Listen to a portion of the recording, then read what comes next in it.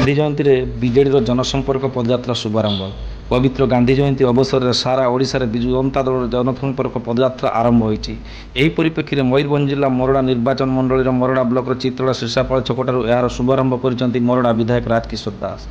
शीर्षापाल छक जातिर पिता महात्मा गांधी को फोटोचित्र को धूप दीप और पुष्प माल्यार्पण करने पर पदयात्रा आरंभ हो चित्तला स्थित ब्लॉक कार्यालय पाखरे शेष होता। मोरडा ब्लॉक पर्यवेक्षक दायित्व थिबा मीनकेतन महांती जोग दे विकासमूलक योजना विषय में आलोचना करते। सरकार योजना किपरि साधारण जनता पाखे पहुँचब से नहीं कर्मी को गुरुमंत्र देते।